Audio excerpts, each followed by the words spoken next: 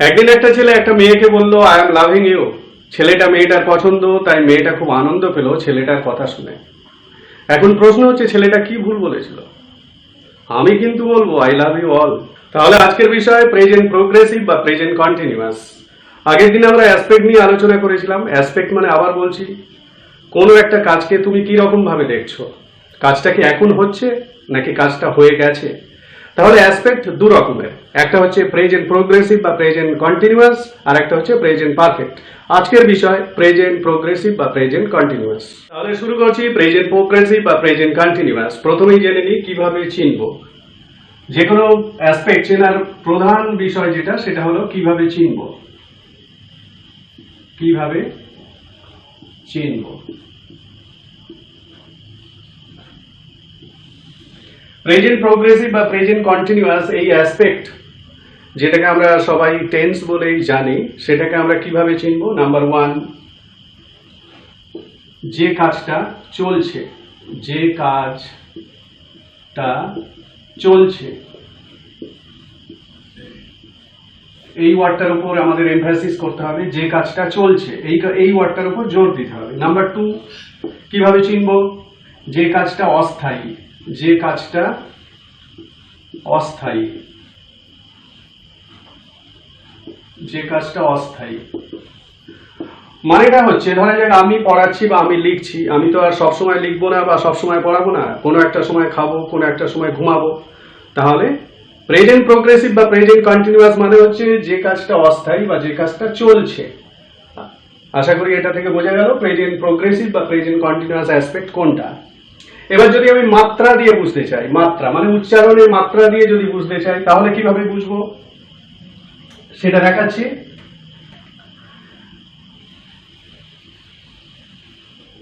উচ্চারণের মাত্রা দিয়ে বুঝতে গেলে আমি এটাকে এইভাবে লিখবো। প্রথমে ভার্ব বা ক্রিয়া, কারণ ক্রিয়ার উপরেই আমাদের টেন্স বা অ্যাসপেক্ট গুলো হয়। ক্রিয়া প্লাস চয় ছয়। উচ্চারণে যদি এইরকম আসে, মানে উচ্চারণটা যদি এরকম হয়, তাহলে আমি বুঝবো সেটা প্রেজেন্ট প্রোগ্রেসিভ বা প্রেজেন্ট কন্টিনিউয়াস। আমি এখানে একটা এক্সাম্পল দিচ্ছি। ধরা যাক বললাম লিখছি। লিখছি, উচ্চারণে একটা চয় ছয়ের মতন ব্যাপার আসছে, লিখছি। তাহলে এটা আমার কন্টিনিউয়াস বা প্রোগ্রেসিভ। এরকম ভাবে পড়ছি, লিখছি, খেলছি, যদি আমি না হয় অন্য কেউ হয়, ও লিখছে, ও পড়ছে, ও খেলছে, এরকম একটা চয় ছয় আসবে উচ্চারণে, তাহলেই সেটা আমার প্রেজেন্ট প্রোগ্রেসিভ বা প্রেজেন্ট কন্টিনিউয়াস টেন্স। এবার আসছি প্রেজেন্ট প্রোগ্রেসিভ বা প্রেজেন্ট কন্টিনিউয়াস এর গঠন। গঠনে কি দেখছি, প্রথমে সাবজেক্ট বসাবো, তারপরে আমি আর তিনটে যে কোনো একটা যেটা বসবে, তারপরে V1 আইএনজি মানে ভার্বের সঙ্গে আইএনজি, তারপরে আদার্স থাকলে আদার্স মানে অবজেক্ট থাকলে অবজেক্ট বা অ্যাডভার্বিয়ালস। সাবজেক্ট কি জিনিসটা সেটা আমি অন্য একটা ভিডিওতে দেখিয়েছি, সেই ভিডিওটা দেখে নেবে। তারপরে অ্যামিজ আর বিভার সম্পর্কেও বলা আছে। তারপরে ভার্বের সঙ্গে আইএনজি এবং আদার্স। এবার আমি একটা এক্সাম্পল নিই। ধরা যাক আমি বললাম আমরা ইংরেজি শিখছি। আমরা ইংলিশ শিখছি। এটা একটা কন্টিনিউয়াস বা প্রোগ্রেসিভ। কেন? এখানে এই কাজটা শিখছি, এটা চলছে, এবং এই কাজটা কিছুদিন পরে শেষ হয়ে যাবে, মানে এটা একটা অস্থায়ী কাজ। আর যদি উচ্চারণ দিয়ে বুঝতে চাই, তাহলে শিখছি মানে একটা চয় ছয় আসছে, অতএব এটা কন্টিনিউয়াস বা প্রোগ্রেসিভ। এবার ইংলিশটা কি হবে? We are learning. We are learning English. We are learning English. We are learning English মানেই হচ্ছে আমরা ইংরেজি শিখছি। তাহলে এটা হলো প্রেজেন্ট প্রোগ্রেসিভ বা প্রেজেন্ট কন্টিনিউয়াস। এইবারে আসবো এই টেন্সের যে জিনিসগুলো, মানে সব সময় সমস্ত ভার্বই যে প্রেজেন্ট কন্টিনিউয়াস বা প্রেজেন্ট প্রোগ্রেসিভে আসবে সেটা নয়। তো যে ভার্বগুলো আসবে না, সেই ভার্বগুলো নিয়ে আমি আলোচনা করব এইবারে। তাহলে যে ভার্বগুলোর প্রেজেন্ট প্রোগ্রেসিভ বা প্রেজেন্ট কন্টিনিউয়াস হয় না, সেগুলো আমি এখানে দেখাচ্ছি। যে ভার্বগুলোর প্রেজেন্ট প্রোগ্রেসিভ বা প্রেজেন্ট কন্টিনিউয়াস হয় না, সেগুলো হলো স্টেট ভার্বস। স্টেট ভার্বস মানে হচ্ছে অবস্থা বোঝায় এরকম যে ক্রিয়া, অবস্থা বোঝায়। সেই অবস্থাগুলো কি কি? এক নম্বর মেন্টাল বা ইন্টেলেকচুয়াল ভার্বস, যেটাকে বাংলায় মানসিক বলা হয়। যে ভার্বগুলোকে মানসিক বলা হয় সেই ভার্বগুলো, এই ভার্বগুলো কি কি? Believe, know, realize, think, understand. এই ভার্বগুলোর কোন রকম প্রেজেন্ট প্রগ্রেসিভ বা প্রেজেন্ট কন্টিনিউয়াস হয় না। কেন হয় না আমি শেষে বলছি। নাম্বার 2, ইমোশন মানে আবেগ, আবেগ ভার্ব যেগুলো, মানে যে ভার্বগুলো দিয়ে আমরা আমাদের আবেগকে প্রকাশ করি সেই ভার্বের কোনো প্রেজেন্ট প্রগ্রেসিভ বা প্রেজেন্ট কন্টিনিউয়াস হয় না। সেই ভার্বগুলো কি? ডিসএগ্রি, ডিসলাইক, লাইক, লাভ, ওয়ান্ট, উইশ। এই ভার্বগুলোর কোনো প্রেজেন্ট প্রগ্রেসিভ বা প্রেজেন্ট কন্টিনিউয়াস হয় না। 3 নম্বরে আসছি পারসেপশন মানে উপলব্ধি। উপলব্ধি করি যে সমস্ত ভার্বগুলো দিয়ে সেই ভার্বগুলোরও কোনো প্রেজেন্ট প্রগ্রেসিভ বা প্রেজেন্ট কন্টিনিউয়াস হয় না। সেগুলো কি কি? Feel, hear, see, smell, taste. এই উপলব্ধি আবার দু ধরনের হয়, একটা হচ্ছে মানসিক মানে যেটা মনের দিক থেকে আমরা ফিল করি, আর একটা হচ্ছে শারীরিক। শারীরিক হলে এক, feel, sick, hurt, itch, tickle. আমরা কোন রকম প্রোগ্রেসিভ বা কন্টিনিউয়াস করি না। কেন করি না? তার কারণ হচ্ছে এগুলো সবই হচ্ছে স্থায়ী কাজ। এখন প্রেজেন্ট প্রোগ্রেসিভ বা প্রেজেন্ট কন্টিনিউয়াস দিয়ে আমরা কি বোঝাই? একটা অস্থায়ী কাজ এবং যে কাজটা চলছে। এই দুটো জিনিস কিন্তু very very important thing for present progressive বা প্রেজেন্ট কন্টিনিউয়াস। যে কাজটা চলছে বা যে কাজটা অস্থায়ী, সেই ক্ষেত্রেই একমাত্র প্রেজেন্ট প্রোগ্রেসিভ বা কন্টিনিউয়াসকে ব্যবহার করতে পারি। কিন্তু এই সমস্ত ভার্বগুলো দিয়ে আমাদের স্থায়ী কাজকে বোঝানো হয়, ওই জন্যই এদের প্রেজেন্ট প্রোগ্রেসিভ বা প্রেজেন্ট কন্টিনিউয়াস টেন্স হয় না। সেই কারণেই আই এম লাভিং ইউ এটা বলা যাবে না। আই এম লাভিং ইউ মানে দাঁড়ায় যে আমি আগে ভালোবাসতাম না, এখন ভালোবাসছি, আবার দুদিন পরে ভালোবাসবো না, এটাই বোঝায়। তাহলে ছেলেটা নিশ্চয়ই মেয়েটাকে ভুল বলেছিল, আই এম লাভিং ইউ। এইবারে কোন কোন ক্ষেত্রে এই ভার্বগুলোকে আমি প্রেজেন্ট প্রোগ্রেসিভ বা প্রেজেন্ট কন্টিনিউয়াসে আনতে পারবো সেটা আমি দেখাচ্ছি একটু পরে। এখানে 4 নম্বর আরেকটা আছে, সেটাও আমাকে দেখাতে হবে। 4 নম্বর যে ভার্বটা আছে স্টেট ভার্বের মধ্যে পড়ে, সেটা হলো হওয়া বা থাকা।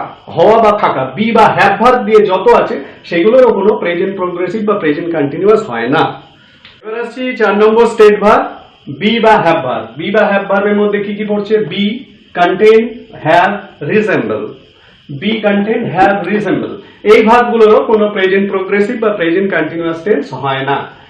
এবারে আসবো most important thing of this video, by which you will understand where and how to use this verb in present continuous বা প্রেজেন্ট প্রোগ্রেসিভ। কোনখানে, কোন জায়গায়, কখন এই সমস্ত ভার্বগুলো, এতক্ষণ ধরে যে ভার্বগুলো নিয়ে আলোচনা করছিলাম যে এদের প্রেজেন্ট প্রোগ্রেসিভ বা প্রেজেন্ট কন্টিনিউয়াস টেন্স হয় না, এগুলো আমি কোথায় প্রেজেন্ট মানে কখন প্রেজেন্ট প্রোগ্রেসিভ বা প্রেজেন্ট কন্টিনিউয়াসে ব্যবহার করবো সেটাই দেখাচ্ছি। এক্ষেত্রে মনে রাখতে হবে স্পিকার মানে যে বক্তা বা যে কথাটা বলছে সে যদি তার কথার পরিবর্তন করে, সে যদি তার কথার পরিবর্তন করে বা ভাবনার পরিবর্তন করে, তাহলে 1 নম্বর কি দাঁড়াচ্ছে? সে যদি বক্তা যদি কথার পরিবর্তন করে, বক্তা যদি কথার পরিবর্তন করে,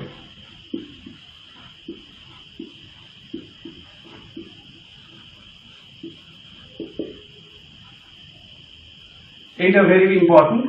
বক্তা যদি কথার পরিবর্তন করে মানে যে কথাটা বললো আই সি বা আই লাভ, আই লাইক, এরকম যাই বলুক না কেন, এই কথাটা যদি সে পরিবর্তন করে তাহলে তখনই সে প্রেজেন্ট প্রোগ্রেসিভ বা প্রেজেন্ট কন্টিনিউয়াস বলতে পারবে বা লিখতে পারবে।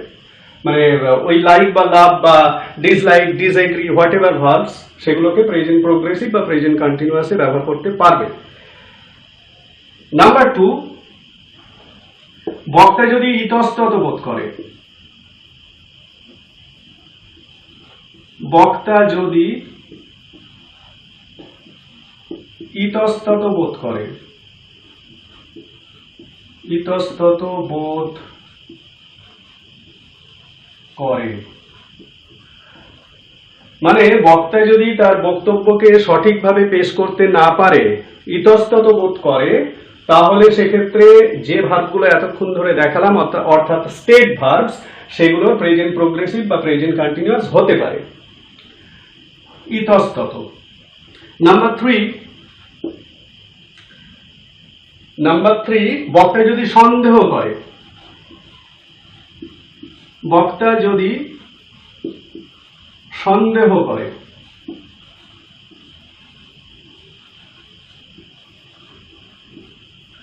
মানে ওই সমস্ত স্টেট ভার্ব গুলো দিয়ে বক্তা যদি কোনো সন্দেহ করে তাহলে সেক্ষেত্রে সে প্রেজেন্ট প্রোগ্রেসিভ বা প্রেজেন্ট কন্টিনিউয়াস টেন্স ব্যবহার করতে পারে।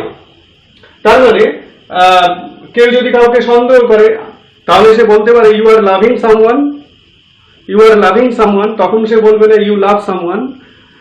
তাহলে বক্তা যদি সন্দেহ প্রকাশ করে তার বক্তব্যে তাহলে সে ওই সমস্ত স্টেট ভার্বস গুলোকে প্রেজেন্ট কন্টিনিউয়াস বা প্রেজেন্ট প্রোগ্রেসিভে ব্যবহার করতে পারে। 4 নম্বর, হঠাৎ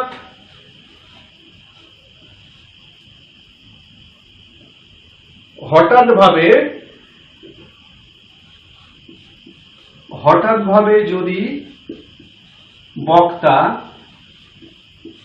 কোনো কাজ করে,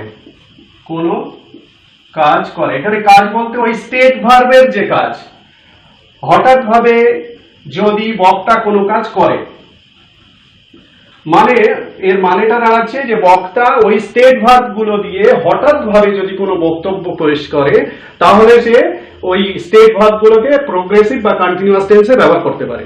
তাহলে এই চারটে উপায় আছে, এই চারটে উপায়ের মাধ্যমে স্টেট ভার্ব গুলোকে প্রোগ্রেসিভ বা কন্টিনিউয়াস টেন্সে ব্যবহার করা যায়। সেই কারণেই যে আমি বলতে পারি আই এম সিইং মুভি, মানে এটার মধ্যে দিয়ে আমি আমার কি বলে হঠাৎ ভাবে কোনো বক্তব্য, হঠাৎ ভাবে কোনো কাজ, এটাই প্রকাশ করছি। He is working there, he is doing something wrong, এটা দিয়ে আমি আমার সন্দেহ প্রকাশ করছি। মানে আমি যদি বক্তা হই তাহলে আমার বক্তব্যে একটা সন্দেহ প্রকাশ পাচ্ছে, এবং সেই সন্দেহ প্রকাশ যদি আমি কোনো স্টেট ভার্ব দিয়ে প্রকাশ করতে চাই তাহলে সেটাকে কন্টিনিউয়াস টেন্সে করা যায়। তাহলে এই ব্যাপারগুলো খেয়াল রাখতে হবে যদি আমি স্টেটস ভার্ব গুলোকে মানে অবস্থা বোঝায় এরকম ক্রিয়াগুলোকে কন্টিনিউয়াস বা প্রোগ্রেসিভ টেন্সে ব্যবহার করতে চাই। এইবারে এই ভিডিওর একদম লাস্টে আমি লিখে দিই যে স্টেটস ভার্ব গুলো আমি লিখেছি সেগুলোর বেঙ্গলি মিনিং গুলো আমি একটু লিখে দিচ্ছি, না হলে অনেকের মানে বুঝতেও অসুবিধা হয়। এবার আমি দেখাচ্ছি যে স্টেট ভার্ব গুলো নিয়ে এতক্ষণ আলোচনা করছিলাম সেগুলোর বেঙ্গলি মিনিং গুলো থেকে তোমরা একটা আইডিয়া পাবে, এবং পাশাপাশি আমি মুখে মুখে এক্সাম্পল গুলো বলবো, সেগুলো একটু শুনবে ভালো করে। প্রথমেই আছে বি মানে হওয়া বা থাকা। ধরা যাক আমি বললাম হি ইজ বিং অ্যানয়েড, সে বিরক্ত হচ্ছে। হি ইজ বিং অ্যানয়েড মানে এখান থেকে বক্তার একটা পরিবর্তন বোঝানো হচ্ছে, সেই কারণে বিটা বিং করা হলো, যেহেতু স্টেট ভার্ব কিন্তু কন্টিনিউয়াসে ইউজ হলো। নিশ্চয়ই বোঝা যাচ্ছে, আগের পার্ট থেকে নিশ্চয়ই বুঝতে পারবে। হ্যাভ মানে থাকে বা আছে, কেউ থাকে বা আছে, এটাকেও আমি কন্টিনিউয়াসে যদি ব্যবহার করতে চাই তাহলে কি বলবো, হি ইজ হ্যাভিং প্রবলেম, এরকম একটা সেন্টেন্স বানাতে পারবো। কন্টেন্ট এটা পূর্ণ থাকা, এখানে লেখা আছে পূর্ণ থাকা বা পূর্ণ হওয়া, এটাকেও আমি ওই একইভাবে পরিবর্তন, ইতস্তত ভাব, সন্দেহ এরকম যদি বক্তব্যের মাধ্যমে পেশ করতে চাই তাহলে এই ভাবটাকেও আমি কন্টিনিউয়াস টেন্স বা কন্টিনিউয়াস বা প্রোগ্রেসিভ অ্যাসপেক্টে ব্যবহার করতে পারবো। Like bottle is containing pure water. Resemble একই রকম হওয়া, হি ইজ রিজেম্বলিং হিজ ফাদার, মানে সে তার বাবার মতন হচ্ছে, মানে একটা চেঞ্জ হচ্ছে, পরিবর্তন হচ্ছে, সেই কারণে কন্টিনিউয়াস টেন্স হচ্ছে। নো ভার্বকে আমরা কখনোই দেখি না আই এম নোয়িং, এরকম কখনোই বলা হয় না, কারণ এটা একটা নিজেই স্টেট বোঝায়। তো এই সমস্ত ভার্বগুলোকে আমরা স্টেট ভার্ব হিসেবে দেখি বলে এদের কন্টিনিউয়াস টেন্স করতে পারি না, করতে পারি ওই 4 রকম শর্ত যদি পূরণ করা হয়। নেক্সট হচ্ছে বিলিভ মানে বিশ্বাস করা। এই বিলিভ কথাটা দিয়ে আমরা কন্টিনিউয়াস টেন্স করি না, কিন্তু করতে পারি কখন, যদি আমরা আমাদের বক্তব্য দিয়ে একটা চেঞ্জ বোঝাই, হঠাৎ ভাবে কোনো একটা ঘটনাকে বর্ণনা করি। ধরা যাক কেউ ঈশ্বরে বিশ্বাস করে না, হঠাৎ ভাবে এমন কোনো ঘটনা ঘটলো তার জীবনে এবং সে তখন ঈশ্বরকে বিশ্বাস করতে লাগলো, তখন সে কি বলবে, আই এম বিলিভিং গড। কিন্তু তার আগে অব্দি আই বিলিভ ইন গড যখন কোন একটা ঘটনা তাকে বিশ্বাস করতে শেখায়। উপলব্ধিও একইভাবে, বিলিভের মতন উপলব্ধি, বিলিভ আর রিয়েলাইজ একইভাবে আমরা ব্যবহার করতে পারি।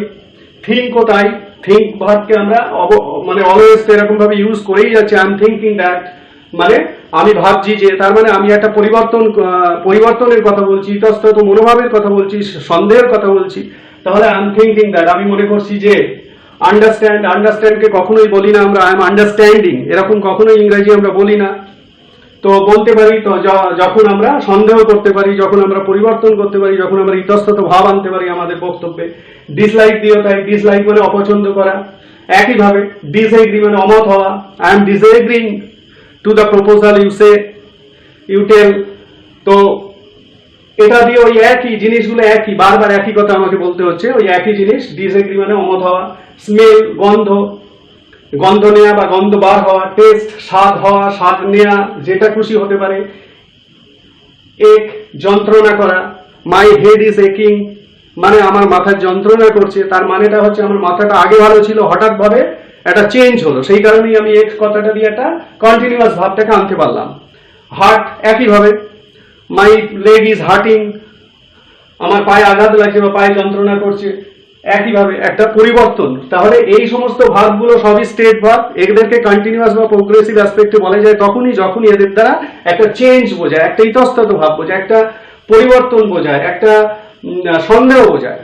তাহলে সমস্ত ভিডিও একদম শুরু থেকে শেষ অবধি আমি আশা করি কন্টিনিউয়াস টেন্সটা তোমাদের পুরোপুরি বোঝাতে পেরেছি, এবং এখন থেকে তোমরা নিশ্চয়ই বুঝতে পারবে যে কোন জায়গায় কন্টিনিউয়াস টেন্স হবে আর কোন জায়গায় কন্টিনিউয়াস টেন্স হবে না।